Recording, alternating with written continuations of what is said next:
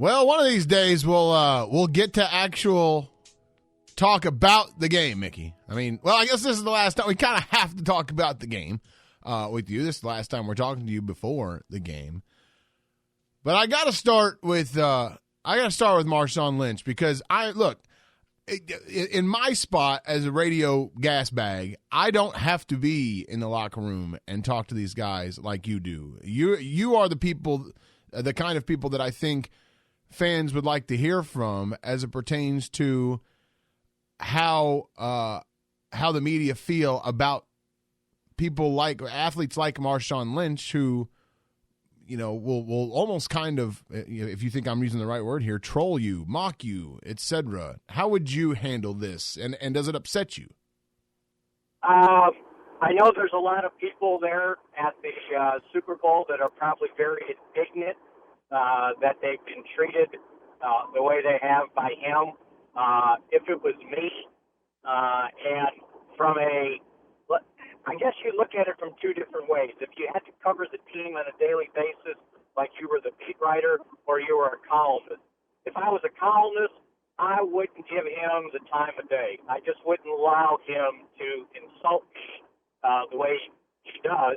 And so I just wouldn't. I wouldn't even drive by. I'd just ignore him.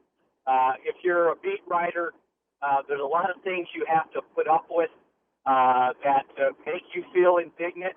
But you've got to get the job done, and you have I think, an obligation to your reading audience to do the very best you can to deal with the guy. I think, though, from a standpoint of if it was me at this point in my career, I wouldn't even worry about it. Just let him have his fun, and at some point it'll come back to haunt him, and maybe someday he'll realize there's a reason why Michael Irvin and Deion Sanders and Troy Aikman and everybody else that played the game have TV jobs later in their lives, and they don't have to have real jobs because they showed people during their career they weren't articulate enough to speak and form a coherent thought during their career during interviews. So to me, it's like, go have fun. And at some point in your life, you'll be a very sad person. Yeah, I hear where you're coming from. And I get this from, like, I've had little Twitter spars with some media people that that have talked about Marshawn Lynch here recently, and I got one telling, well, Marshawn's just making a mockery of the whole process, and he's making it popular, and the mockery is we're feeding, he's feeding at it, and he's making money off of it with Skittles commercials, and I'm thinking, aren't we too? Like, that's kind of, isn't the media kind of feeding from that same trough? Like, we're making money off of talking about Marshawn Lynch not talking. Oh, sure. And it would be a great thing. Would be, and it would never happen in 1 million years, is if he showed up at the podium today and no one was there. That would be great. Probably couldn't organize a media strike like that because everybody would want the story, and so then everybody else has to be there. But the great thing would be if he sat there for 5 minutes all by himself. That would be great. Do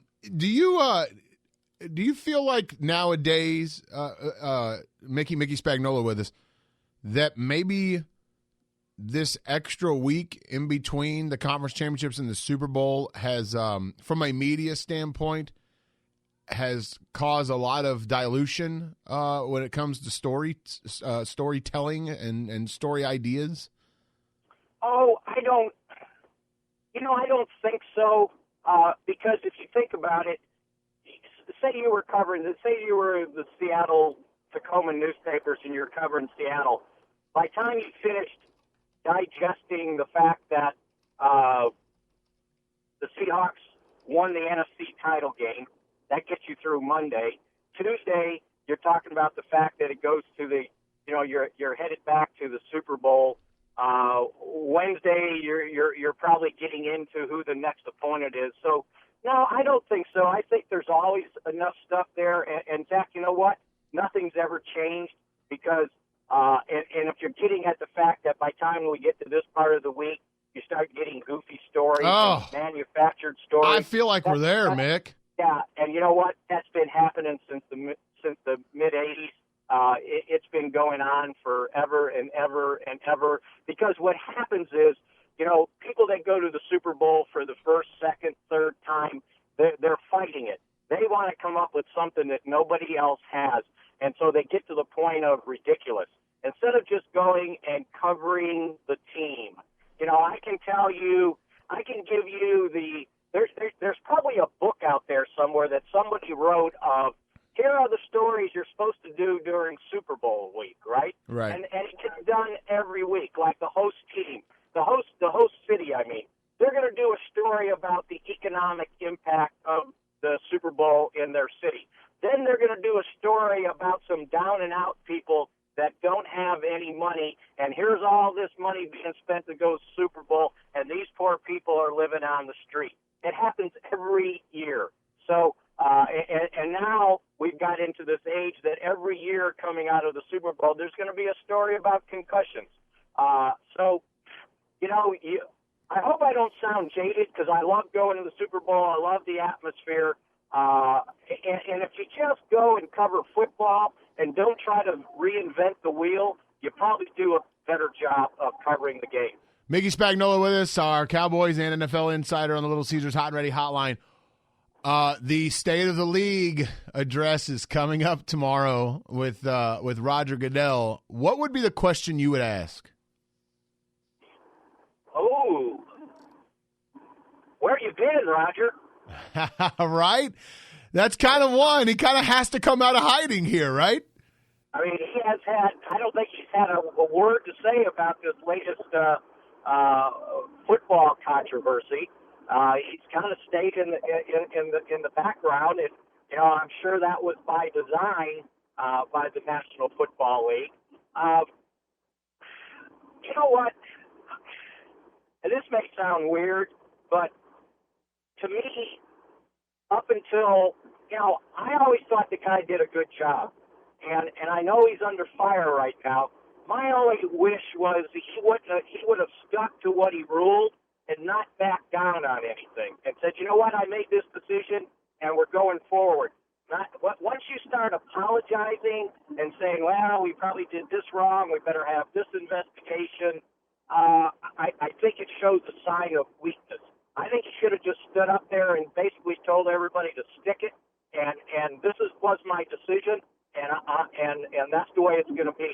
And in reference to the Ray Rice thing, if he was wrong, he was wrong. But to say you were wrong and then capitulate to public opinion, I think shows weakness. Mickey Spagnola with us. Whose legacy, which coach's legacy is more, is this game more important to? Oh, I'm not sure winning or losing is going to change it for either guy, because I got a feeling that Pete Carroll's going to be around for quite a while. As for Bill Belichick, he's probably getting to the point that, he's established himself, and he's established what he's done in New England. So win or lose, I don't think it enhances it or detracts from it. Everybody's already got their opinions on him, so I don't know that one game is going to make a significant difference in how we think of Bill Belichick in 10 years from now or 15 years from now. And I think Pete Carroll, he's not a young guy. He's in his early 60s. But I bet he's coaching for another 5 years, and he seems to have a pretty good thing going in Seattle. All right, give the Cowboys fans a nugget. Give us a position. This is just our first draft teaser. Our first draft. Give us the position we're going to focus on, that we're going to do all of our Cowboys homework on over the next couple of months. Give us the position. Any player who can get to the quarterback. I don't care if it's a defensive end, a defensive tackle, or a linebacker. Somebody that can pass rusher. Hey, I'm going to get to the quarterback, and this team is not going to be the 28th ranked team in sacks, 2015 season.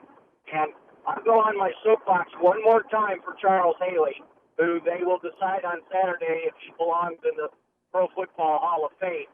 Charles Haley was the difference between the 1991 Cowboys and the 92 through 95 Cowboys, because while he didn't have this obnoxious amount of sacks, he had sacks and he had the threat of sacks.